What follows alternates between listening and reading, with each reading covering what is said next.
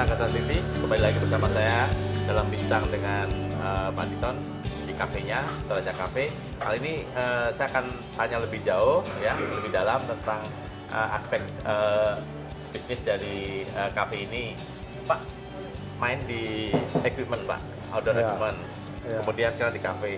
Apa sih, Kak, yang khas dan beda dari ini? Mungkin untuk memotivasi rekan-rekan yang mau terjun di kafe dan outdoor equipment. Seperti apa? Iya, sekarang kan kafe ini kan ujung tombangnya anak-anak muda nih. Anak-anak muda yang suka nongkrong segala macam. Milenial ya? Milenial. Gue yang lebih muda lagi ya, Gen Z ya? Iya, udah. Akhirnya sekarang sih orang tua juga udah mulai pada ikut karena anak-anaknya minta kan, jadi mereka kenal. Tetapi memang ada perbedaan. Kalau Konsina tadi saya bilang selama produknya itu bagus, kita start dari situ it's okay gitu loh. Tapi kalau kafe ini sekarang orang ngeliat juga tempat nongkrongnya, tempat duduknya, lokasinya apa. Jadi pertama ya tadi saya bilang kita buat kenyamanan, bangkunya kita bikin lebar, empuk, santai. Istilahnya sering banget. Jadi bisa berlama-lama betah di sini ya istilahnya. Sering banget yang ketiduran.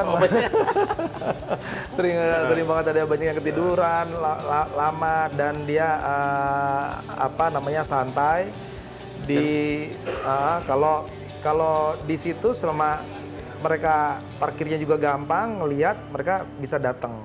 Dan kalau saya lihat nih ada ruang yang ber-AC, Pak, dan yang di sana untuk outdoor smoking ya, outdoor dan smoking area ya. Iya, memang. Ini juga bikin nyaman siapapun juga ya. Iya, sangat menentukan.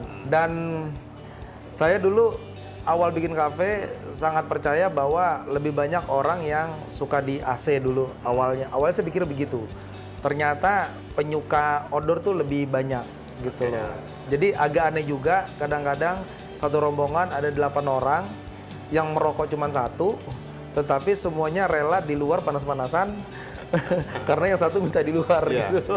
Kalau saya biasa sama teman saya, karena saya tidak merokok, yang merokoknya berkorban di dalam, kalau mau ngerokok keluar.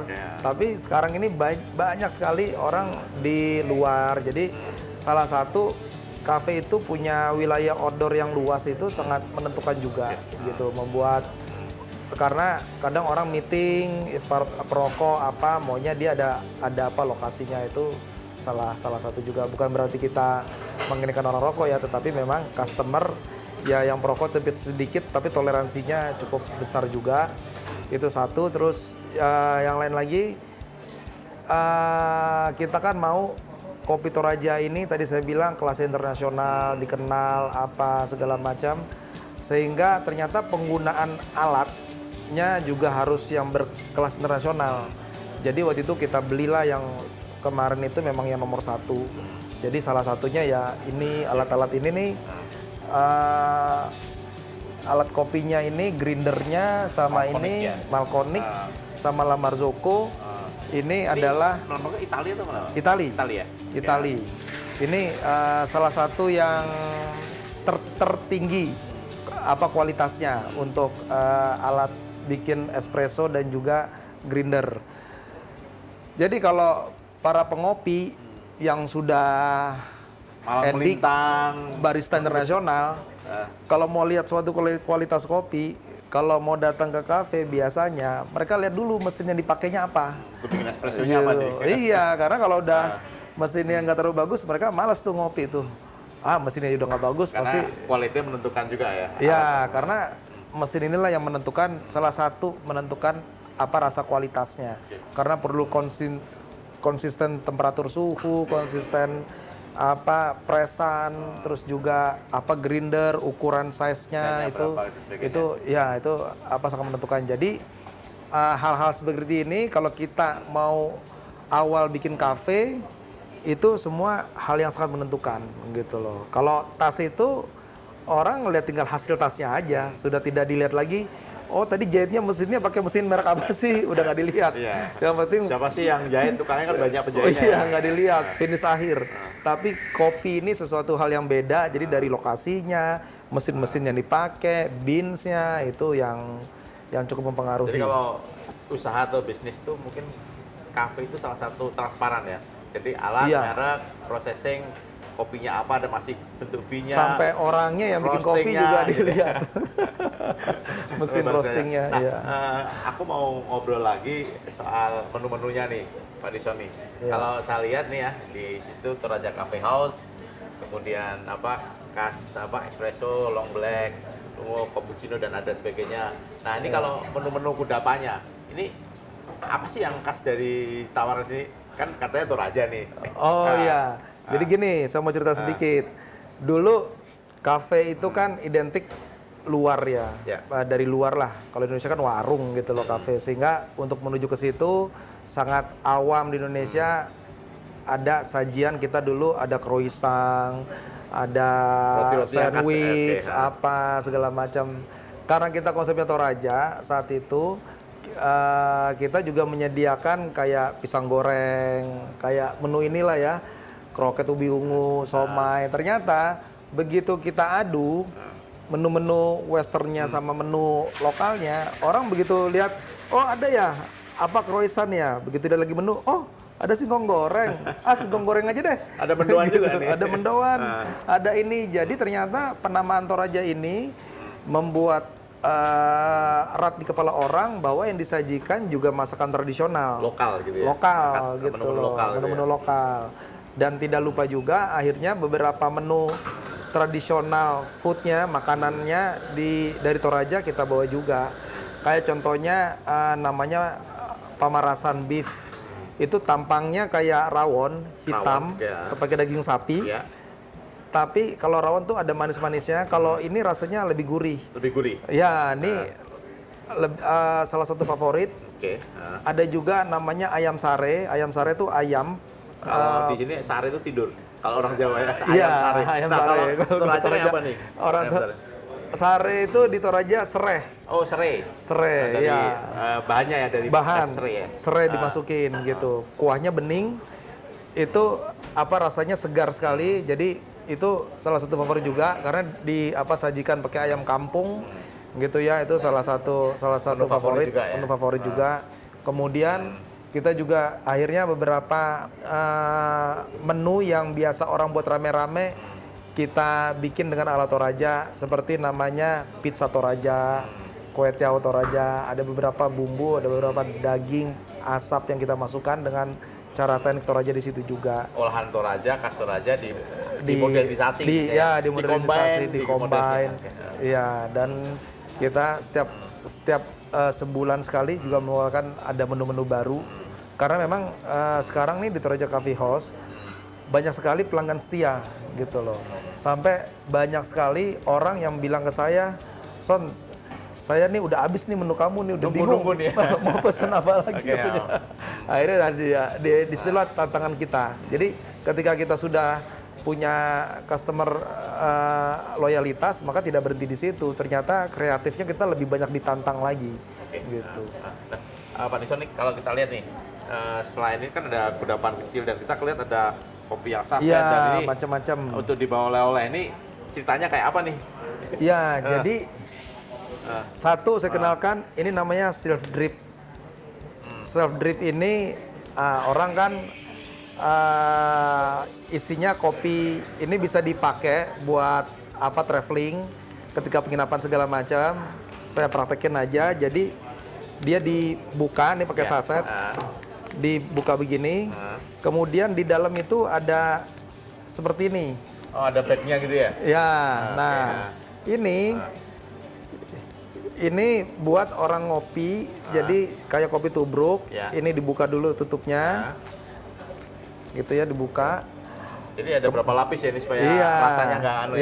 ya, ini tinggal diginiin aja, nanti tinggal diseduh pakai air. Oke ya. Nah, ininya dimasukkan ke dalam cangkir nih. Oke. Nah, ini seperti ini, dipegang gini. Dituang Nah, ini air panas. tuang air ya? panas. Oke. Nah, nanti kopinya jadi ke saring gitu loh. Jadi ampasnya ampasnya nggak kena. Jadi kalau ngobrol sama teman, kopinya nggak ada yang di sini nih. Oke, ya. lebih bersih. Nah, ini harganya hanya 10.000. Kita bilangnya self drip. Sertif ya? Ya, self drip. Kemudian kalau ini buat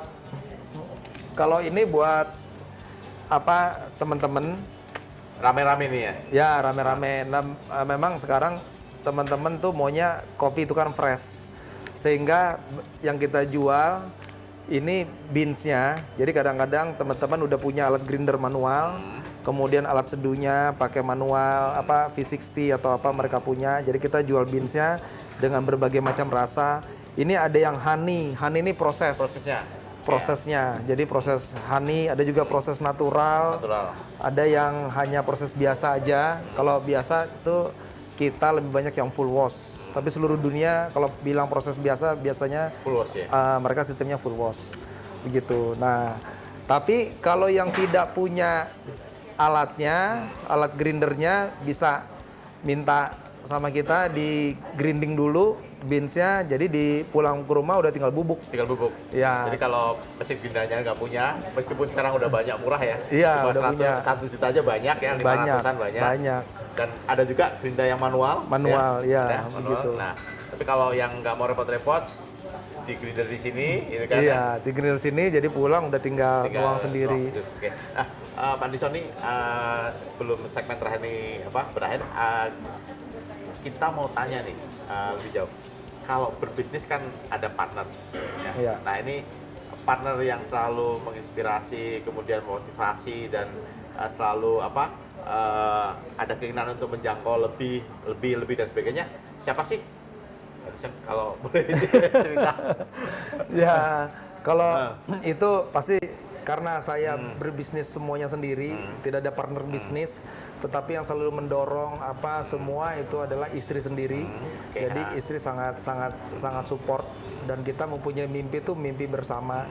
Makanya kalau ada sesuatu hal saya selalu utarakan sama istri, biar nih energinya sama nih, biar sama-sama naikin. Kebetulan saya juga anak juga udah mulai perhatiin, jadi kadang-kadang anak yang komplain, ayah kenapa kok begini, kenapa begini. Nah itulah jadi yang quality control pertama mungkin istri anak, iya, teman-teman sekitarnya orang dekat ya, iya, teman-teman sendiri. Dan memang kita harus terbuka, dengar kritikan, kuping kita jangan merah. Gitu. Tetapi ini syarat berbisnis nih, jangan merah kuping. Iya, jangan merah, tapi itu sebagai cambukan. Justru yang komplain begitu saya malah senang, artinya ikut, berarti kalau dia komplain tuh dia sayang sama kita, ngontrol gitu. Ininya ini kurang, ini begini itu lebih enak. Dan kenapa saya juga berbisnis lebih suka sendiri dibanding join, karena di bisnis ini risikonya besar gitu, dan uang tantangannya beda lagi ya. Beda, dan bukanlah uang yang paling pertama gitu. Jadi saya sadarin, jadi jangan pernah teman berpikir bahwa mulai bisnis tuh awalnya adalah uang. Kalau menurut saya uang tuh urutan terakhir, karena di mana kita ada kepercayaan, ada skill segala macam, orang yang menawarkan uang, udah deh pakai uang yang saya, datang, udah ya? Iya, mereka datang kalau mereka tahu kita punya potensi gitu loh. Jadi memang potensi diri, terus juga konsep itu adalah hal yang utama. Ketika itu semua jadi, barangnya bagus, keren, ya uang pasti akan datang. Entah dengan caranya orang menawarkan atau orang bayar dulu baru kita ini, adalah banyak hal.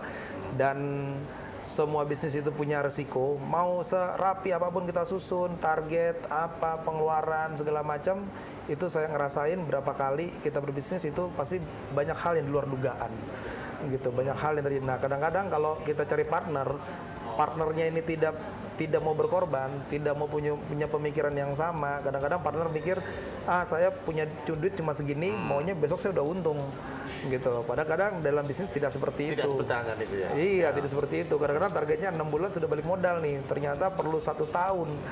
Nah, si teman partner udah ngomong ngeluarin lagi, disitulah biasanya teman ribut, akhirnya pecah.